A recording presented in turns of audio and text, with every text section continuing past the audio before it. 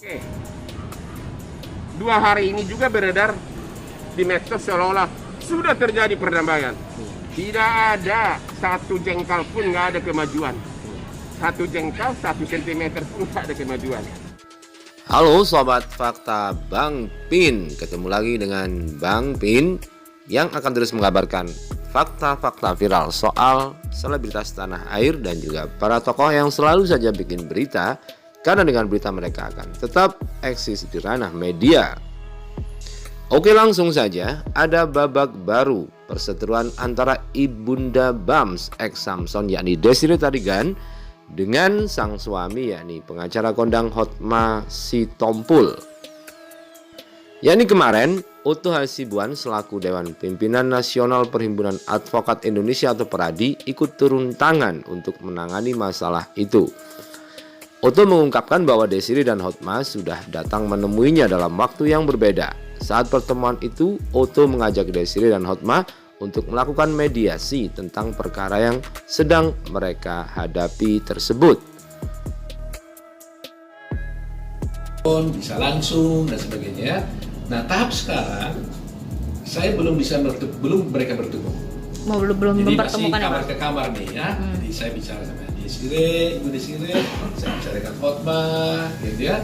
Ini masih dirundingkan sampai nanti harapan saya tentunya sampai mereka bisa bertemu untuk bisa finalisasi isi perdamaian itu. Nah, mengenai soal ada laporan-laporan tentunya juga itu tentunya pasti ya menjadi bagian yang harus dibicarakan. Ya.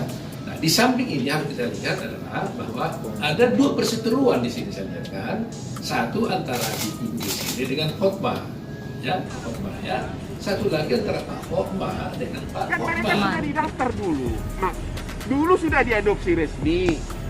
Cuma surat-suratnya Dan kemudian juga ada fakta baru yang diungkap di media sosial maupun media online, yakni Desiree Tarigan adalah makanya diteguh tidak lagi permohonan anak angkat dari Mulyana Tarigan atau Mulyana Bangun, dan Desiree katanya pernah memberikan gugatan kepada ibu angkatnya itu. Hakim yang akan menentukan. Hal ini seperti dilaporkan oleh media Kumparan yang dicari dari Sistem Informasi Penelusuran Perkara Pengadilan Negeri Jakarta Selatan, yang di situ terlihat bahwa Desiree mendaftarkan gugatan terhadap ibu angkatnya pada 10 Juli 2018. Pengacara yang menyebarkan. Nah, itulah dua isu yang kemudian dibantah oleh Hotman Paris Hutapea selaku kuasa hukum dari Desiree Tarigan.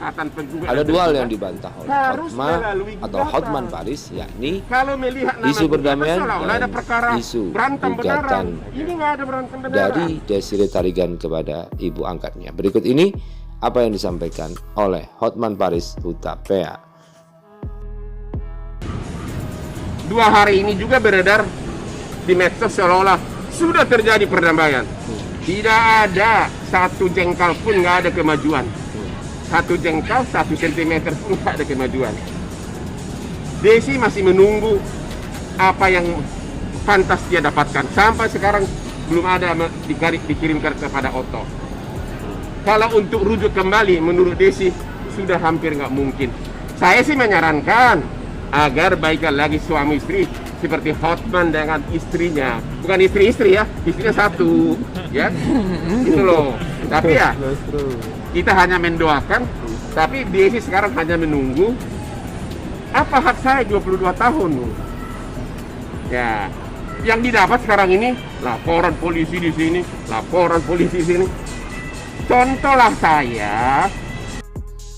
Selain membantah soal isu damai, Hotman Paris juga memberikan penjelasan soal adanya akte gugatan yang didaftarkan atas nama Desiree kepada ibu angkatnya. Hal itu bukan soal gugatan. Memang secara awam ketika mendengar kata gugatan itu yang dibayangkan adalah masalah. Padahal itu adalah syarat untuk pengesahan adopsi Desiree oleh ibu angkatnya, yakni Mulyana Tarigan itu. Begini penjelasan Hotman Paris.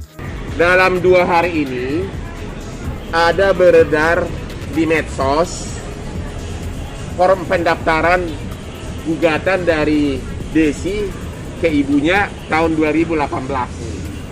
Ya. Itu memang benar ada. Tapi itu bukan gugatan dalam arti sengketa benaran. Itu hanya salah satu syarat untuk mendapatkan namanya akte vandading, yaitu semacam putusan pengadilan mengenai apa yang disepakati, namanya akte vandading. Begini ceritanya. Desi itu diangkat anak tahun 61. Bayangin tahun berapa? Tahun 61. 1961. Waktu itu belum ada kelengkapan, biasalah kan, namanya juga zaman bahola.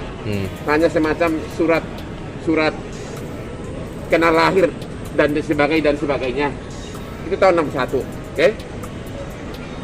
Kemudian belakangan disadari bahwa perlu bikin surat yang lebih kuat, ya kan, untuk pengangkatan anak ini. Akan tetapi karena sudah gede, sudah dewasa, tidak mungkin lagi ditempuh prosedur yang biasa untuk pengangkatan anak, karena untuk pengangkatan anak prosedur yang biasa memerlukan berbagai persyaratan seperti ke kementerian dan sebagainya. Akhirnya ditempuhlah dengan cara mendapatkan putusan pengadilan. Ya, ditempuhlah dengan cara mendapatkan putusan pengadilan, namanya akte vandading. Semua pengacara ngerti akte vandading. Akte vandading adalah putusan pengadilan yang berisi kesepakatan atau perdamaian para pihak. Ngerti nggak? Jadi kesepakatan, ya. Nah, jadi tapi untuk mendapatkan akte vandading atau akte putusan pengadilan yang berisi kesepakatan tersebut harus dengan gugatan. Jadi ini gugatan pro forma. Jadi si Desi membuat gugatan ke ibunya, tapi bukan karena mereka berperkara, ya kan? Sesudah selesai, sesudah para pihak menghadap, dibuatlah mau kalian apa? Langsung ini putusan pengadilan nih, ya. Oke, tapi isinya apa coba? Pengadilan negeri, ya. Ini tahun berapa ini? Tahun 2018, ya. Coba ini isinya, ya. Ini akte perdamaian, dengar nggak? Ya, jadi isinya adalah kesepakatan. Kalau biasanya kan kalau dirugi, ini nggak ada, ini langsung akte perdamaian. Nih, ya. Jadi ini adalah putusan pengadilan untuk mengukuhkan keabsahan, untuk memperkuat keabsahan pengangkatan Desi sebagai anak orang tuanya yang kebetulan memang tidak punya anak. Jadi kalau ada orang diduga menyebarkan fitnah bahwa begini, kalau orang itu oknum yang ngerti hukum, dia pasti tahu bahwa pendapatnya itu salah.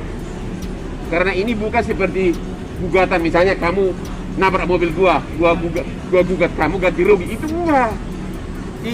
Ini gugatan untuk mendapatkan pengesahan pengadilan atas pengangkatan dia, adopsi dia sebagai anak.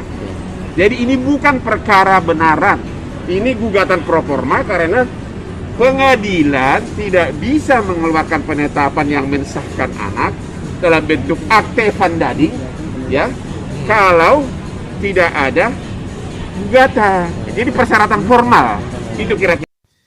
Ya, begitulah penjelasannya. Berarti itu bukan perkara gugatan, tetapi hanya untuk pengesahan sebagai anak angkat, karena tidak mungkin ditempuh dari jalur yang biasa karena Desiree sudah besar, hanya untuk mengesahkan kembali pengakuan Desiree sebagai anak angkat.